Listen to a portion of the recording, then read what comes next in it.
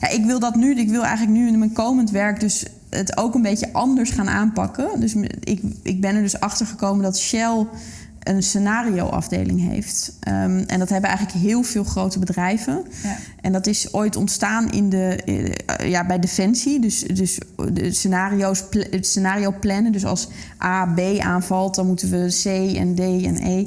En toen dacht Shell in de jaren 60, 70 van... nou, dat kunnen wij natuurlijk ook gewoon doen. We kunnen ook gaan voorspellen eigenlijk hoe de samenleving zich gaat gedragen. Ja.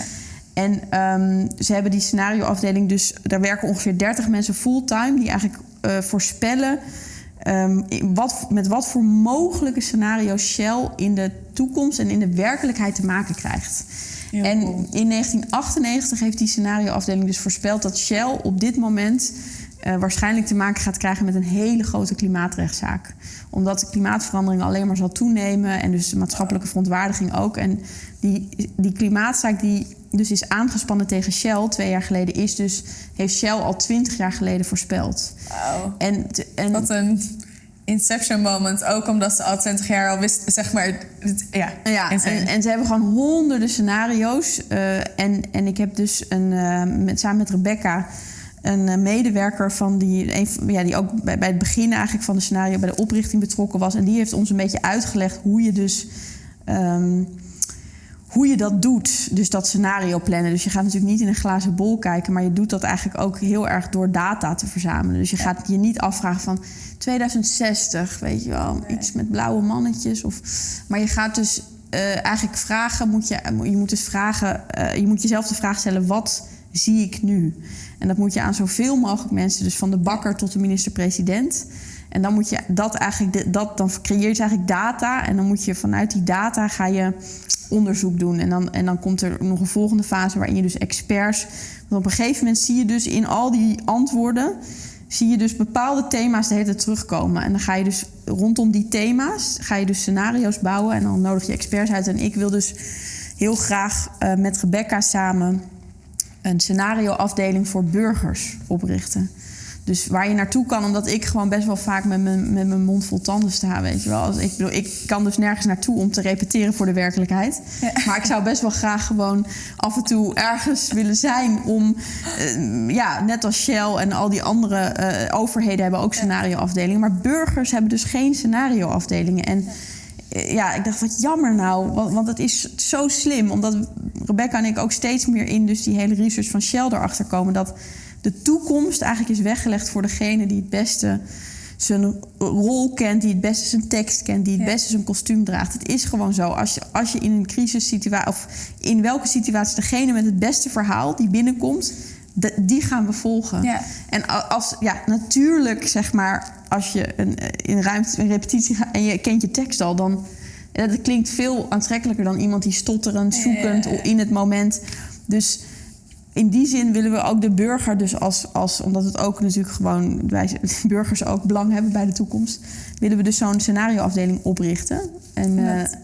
Grappig, want ons volgende magazine gaat over desinformatie, waar we de helft van de artikelen gaan science fiction artikelen worden. Oh ja. Waar we inderdaad precies datzelfde ding gaan uitproberen. Ja. Van wat als er dit of dit of dit gebeurt, hoe gaat die wereld er dan uitzien? En science fiction is echt een beetje in de hoek geduwd van een beetje de gekkies die hun moeders kelder niet uitkomen.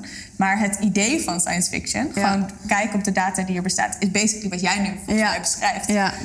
Dus dat gaan we proberen om daaruit te trekken. Dus ik vind het mooi om te zien dat zo. En we zitten hier trouwens in het voormalig Shell-gebouw. Dus we gaan ook hier we gaan het hier ook oprichten. Dus de directeur van nu de Tolhuistuin, die heeft ons een ruimte gegeven waar dus ooit de scenarioafdeling van Shell is begonnen. Daar gaan wij nu de scenarioafdeling voor burgers beginnen. Wat ik zo spannend vind aan het onderzoeken van toekomstige beelden is dat je daar voor het eerst verhalen gaat horen die je nog nooit gehoord hebt. Wat je zo vaak ziet als we de geschiedenis induiken is, je kan op een hele mooie manier geschiedenis induikelijk dingen vinden die jou helemaal anders laten nadenken over het heden.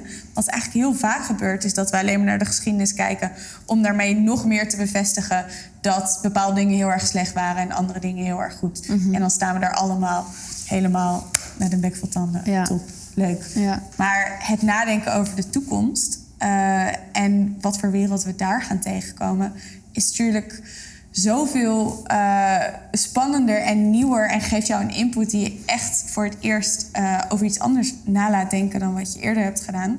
Zo ontzettend nodig om te doen. Ja. Los van dat je inzichten krijgt, los van dat je jezelf een soort van open durft breken, geeft het je hopelijk ook het moment dat je kan gaan realiseren, ik kan hier iets mee. Want dat ligt nog voor me. Ik zie wat mijn rol is hierin. Ik zie dat er een pad ligt wat ik ga bewandelen. En ik ga daar uitkomen als het allemaal misgaat.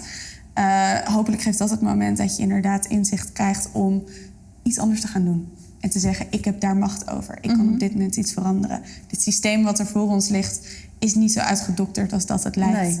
En dat is natuurlijk waar we denk ik allebei het allerspannendste moment ervaren. Van, wacht, iemand gaat door het werk wat wij leveren inzien dat de wereld om hem heen niet altijd zo hoeft te zijn als dat die nu is. Is dat een waarschijnlijk het doel van je... Zeker. Nee, ja, dat is dus dat het niet van steen is, maar van water. Dus dat je het kan, dat het gewoon vloeibaar is, dat je het kan maken. En dat maar het wordt natuurlijk heel vaak gepresenteerd omdat bepaalde partijen daar heel veel baat mee hebben, alsof het vast ligt. Dat. Ja, en dat is inderdaad in desinformatie voor mij weer een overeenkomst. Dat de platforms zijn zo nieuw. Ja. We hebben het echt over een wereld die nog maar 10 jaar geleden geschapen is. En toch doen we al alsof het compleet normaal is dat zij onze hele wereld hebben vastgelegd. En dat we alles wat we doen gewoon volledig in hun handen leggen. Dat Trump onschadelijk gemaakt moet worden omdat hij van Twitter afgegooid wordt. Misschien zouden wij daar ook een hand in mogen hebben. Daar ligt een stap die eigenlijk in onze handen zou kunnen liggen als we daar misschien net een beetje beter over nadenken.